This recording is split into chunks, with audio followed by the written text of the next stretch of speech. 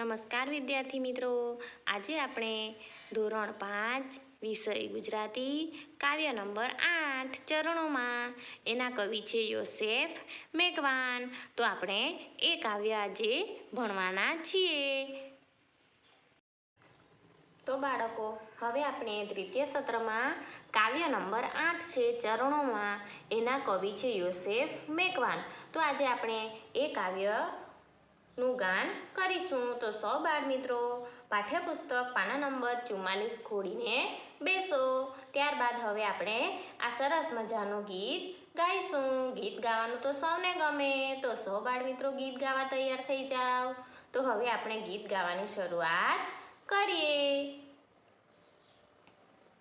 ઉગમણે આભ મારે લાયા રંગ, ચરણોમાં ચાલવાનો ઉછળે ઉમંગ. ઉગમણે આભ મારે લાયા રંગ, ચરણોમાં ચાલવાનો ઉછળે ઉમંગ. પંખીની પાંખમાં નાનકડી ચાંચમાં લહેરે છે વગડાને ઝરણાના ગાન. પંખીની પાંખમાં નાનકડી ચાંચમાં લહેરે છે વગડાને ઝરણાના ગાન. ચોપાસે પહાડ નદી ઉગડે મેદાન, કલ્પનાની દોર સરી જાઉં એની સંગ. ચરણોમાં ચાલવાનો ઉછળે ઉમંગ. ચોપાસે પહાડ નદી ઉગડે મેદાન, કલ્પનાને દોર સરી જાઉં એની સંગ. ચરણોમાં ચાલવાનો ઉછળે ઉમંગ. ઉગમણે આભ મારે લાયા રંગ, ચરણોમાં ચાલવાનો ઉછળે ઉમંગ.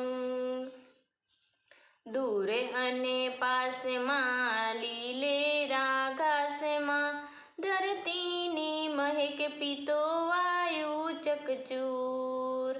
દૂર અને પાસમાં લીલેરા ઘાસમાં ધરતીની મહેક પીતો વાયુ ચકચૂર. ઝાકળમાં ઝીણેરા કિરણોના શૂર, મન એમાં આડોટે મારી છલંગ. ચરણોમાં ચાલવાનો ઉછળે ઉમંગ. ઝાકળમાં ઝીણેરા કિરણોના શૂર, મન એમાં આડોટે મારી છલંગ. ચરણોમાં ચાલવાનો ઉછળે ઉમંગ. ઉગમણે આભ મારે લાયા રંગ, ચરણોમાં ચાલવાનો ઉછળે ઉમંગ. ચરણોમાં ચાલવાનો ઉછળે ઉમંગ. તો સૌ બાળ મિત્રોને સરસ મજાનું ગીત ગાવાની મજા આવીને.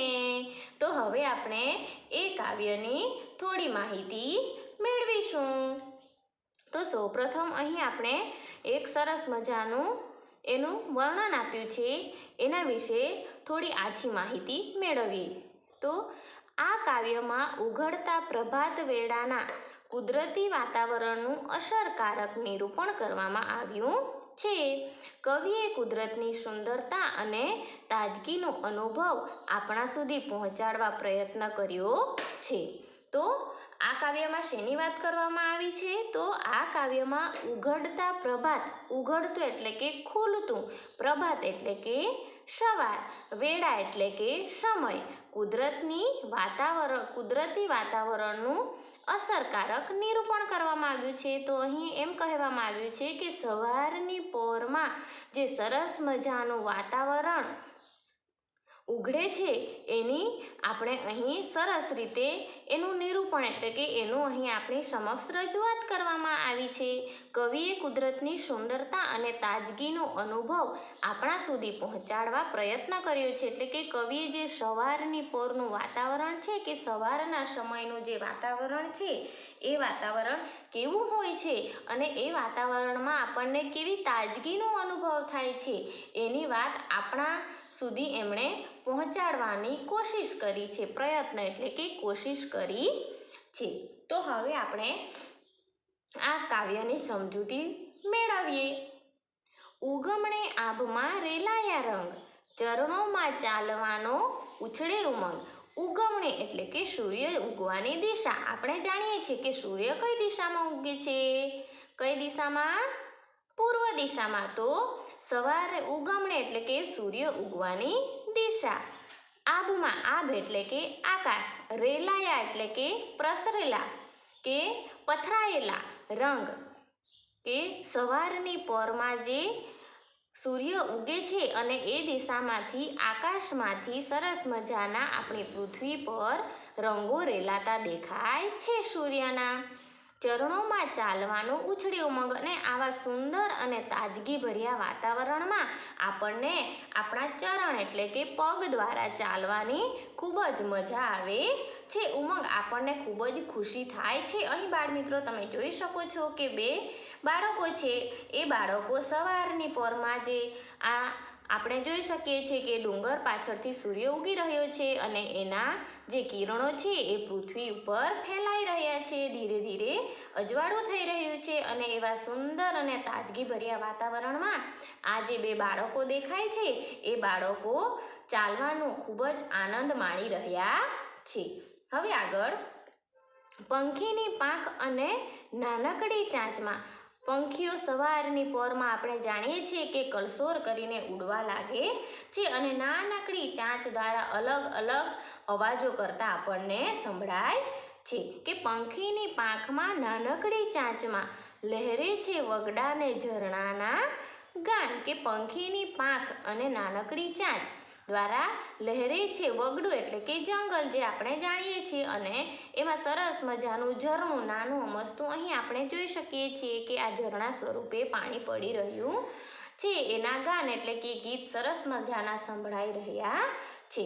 ચોપાસે પહાડ નદી ઉઘડે મેદાન, કલ્પનાને દોર સરી જાઉં એની સંગ.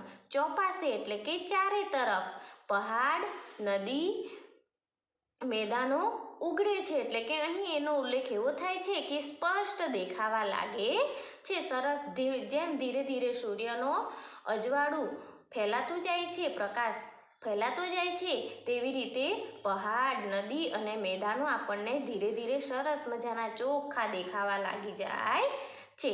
કલ્પનાને દોર સરી જાઉં એની સંકલ્પના એટલે કે આપણે જે વિચારો કરીએ છીએ, આપણે જે કલ્પના કરીએ છીએ એનો અહીં ઉલ્લેખ કરવામાં આવ્યો છે કે આવું સરસ મજાનું વાતાવરણ જોઈને આપણે પણ બેઠા બેઠા પણ વિચારે ચડી જઈએ છીએ અને કલ્પના કરવા લાગીએ છીએ કે હું જો ઝરણું હોઉં તો હું પણ આવી રીતે સરસ મજાના અવાજથી પડું નીચે, એવું આપણે પણ વિચારી શકીએ.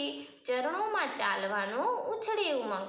દૂર અને પાસમાં લીલેરા ઘાસમાં ધરતીની મહેક પીતો વાયુ ચકચૂર.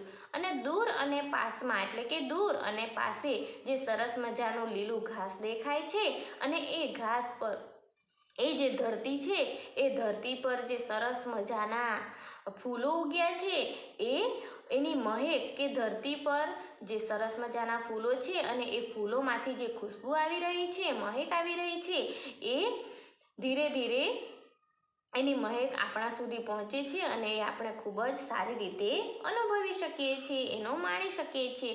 ધરતીની મહેક પીતો વાયુ ચકચૂર. કે ધરતીની મહેક પીને વાયુ ખૂબ જ ચકચૂર બન્યો છે.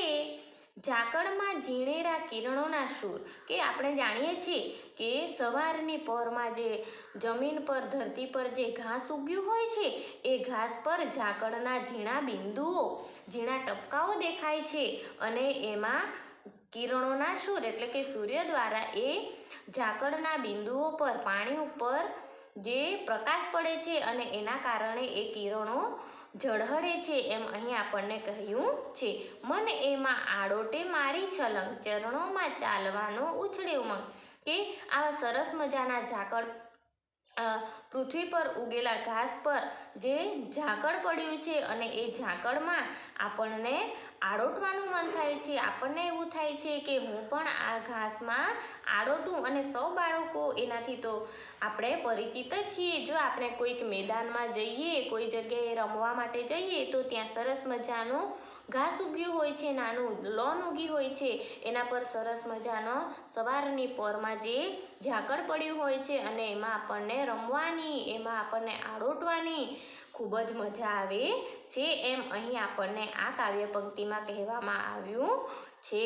તો બાળમિત્રો, આપણે આ કાવ્યની સમજૂતી મેળવી અને એમાં આવતા શબ્દોના અર્થ હું તમને એક કાગળિયામાં લખીને આપીશ, જે તમારે તમારી નોટબુકમાં લખવાના રહેશે.